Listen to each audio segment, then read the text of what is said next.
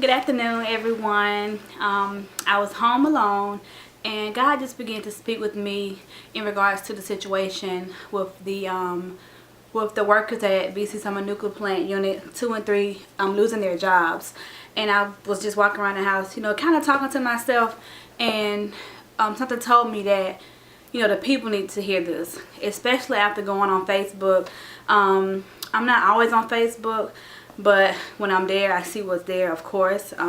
So just looking at my news feed, seeing a little positive posts, mostly negative posts, and that's not such a good thing. So I just wanted to come on here to encourage you all, not just those of you that have lost your job, but everyone on here.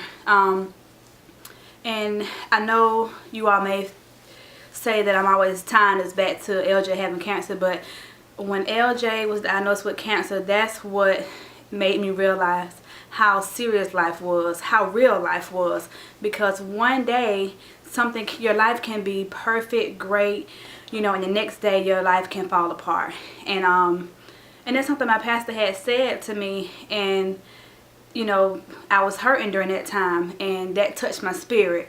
So and that's for anyone. It doesn't matter what the situation may be. We can be here today, gone tomorrow, a job today, no job tomorrow. We can have our mom today, no mom tomorrow. So this just lets you know that life is real. And to the ones that that may have a negative comment or saying bad things, I can almost promise you that life just hasn't happened to you just yet. And if you keep living, I'm not old, but life happened to me at a young age, and I thank God that it did, because I realized how serious life is. And so to those who lost your job, I want you to know that God is in control. He'll never bring you to something that he won't bring you through.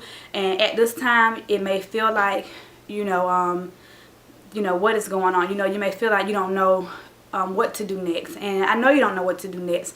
When they told me LJ had cancer, I didn't know what to do next. All I could do was cry. But I never gave up on God. I always trusted God through the process. And I'm saying this to say, even if you don't go to church, you don't have to go to church to believe in God. But it's great to have a church home so that you can keep hearing that word, and keep getting that uplifting. So just trust God. Continue to praise him. Praise him through the good, through the bad, and know that if you endure the process, you will receive the promise. And your victory, your testimony, your greater, it's going to be given to you through your praise. Praise God through this situation and watch how he blesses you. Now, I say this from a personal experience, but when LJ was fighting cancer, I never gave up on God. Now, my faith was tested. Yes, it was. But I never gave up on God. And through me praising God, through that, I was pregnant, still singing on praise and worship. I went to church every Sunday. I only missed church one Sunday, and that was the Sunday after LJ was diagnosed. And I still tuned in live. I called and I was able to listen in.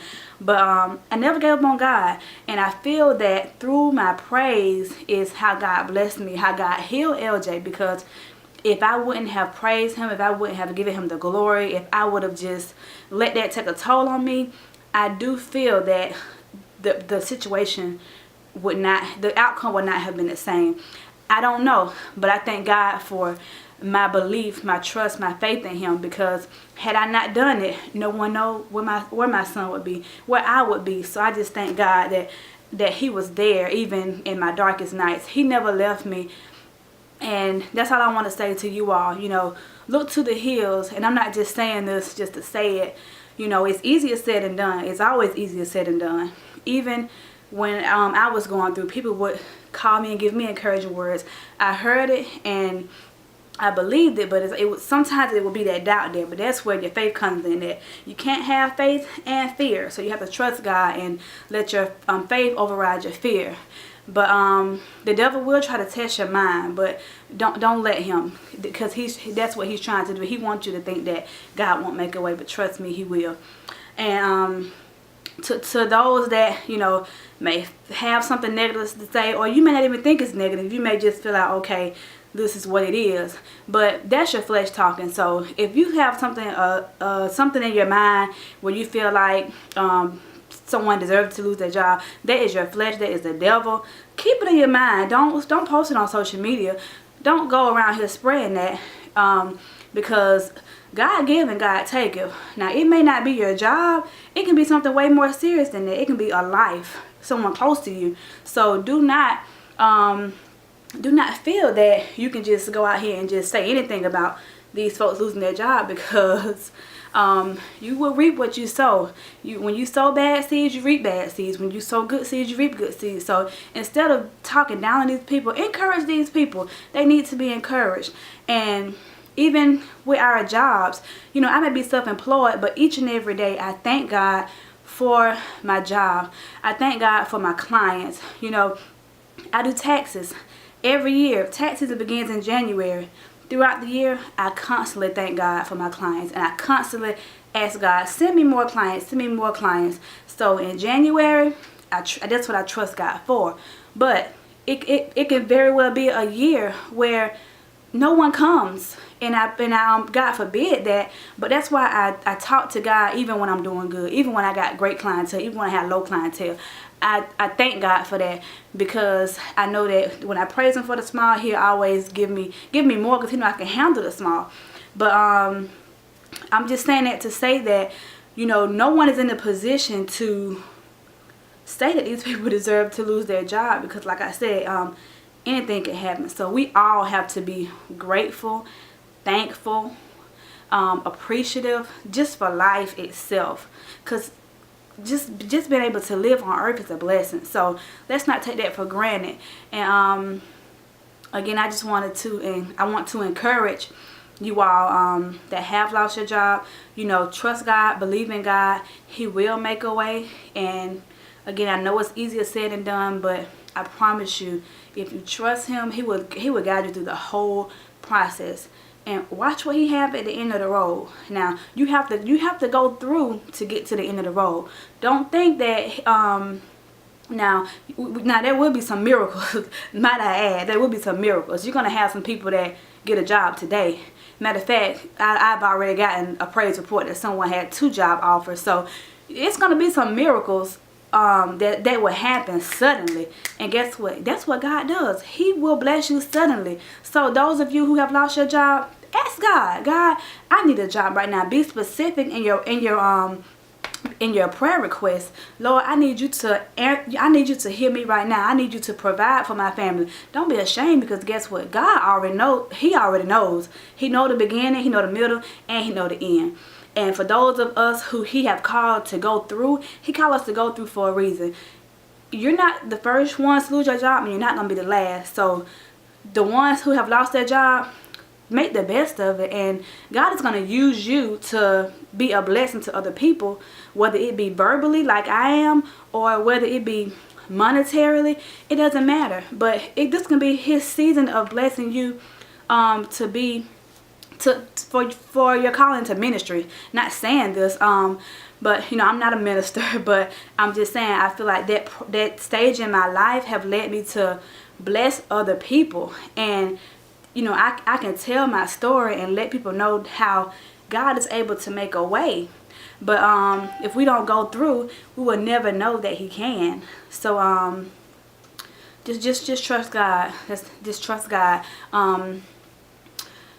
What else? Before I get off, I want to make sure I say everything to my heart. God, make a way. I was gonna say something about the ministry.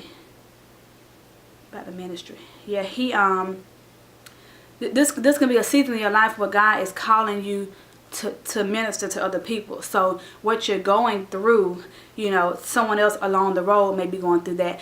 Here it is. You may feel like, I can't pay this bill, I can't pay that bill, how am I gonna make it? That's how I felt. But guess what? God is our provider. He will never leave us nor forsake us. Give Him the glory and watch how He provides for you. You may not see the money physically, but watch how those bills start getting paid. Watch how those checks start popping up in the mail. Watch how people just start blessing you, blessing your children. Had you had this job, he may not have sent those people your way to bless you.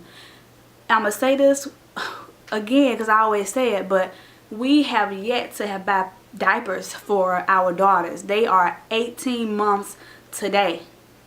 That's favor. God will give you favor. Favor will pay you way more than your paycheck.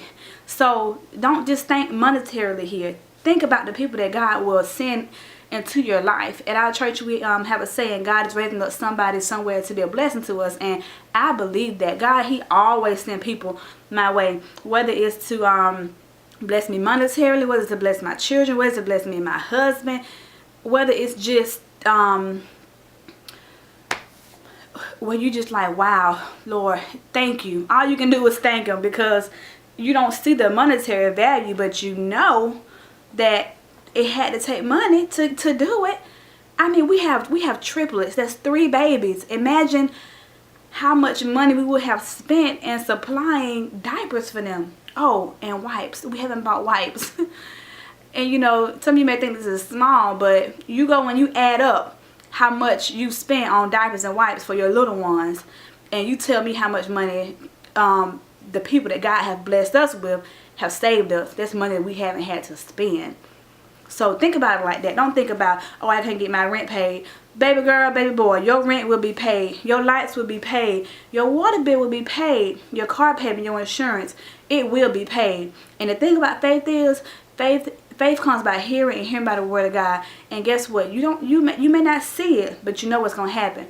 So with faith, basically, you're saying, God, I trust you. I don't know how you're going to do it, but I trust you to do it. You go about your day. Trust God. Don't let fear get into play. When the devil try to play with your mind, you pray over that. Not saying that the devil won't, but he will. But pray against that. You know, God, I know that you will make a way. You told me this. You told me in your word that you will never leave me nor forsake me. So just trust God. Trust God. It's all I'm saying. Trust God. He'll do it. And I'm living.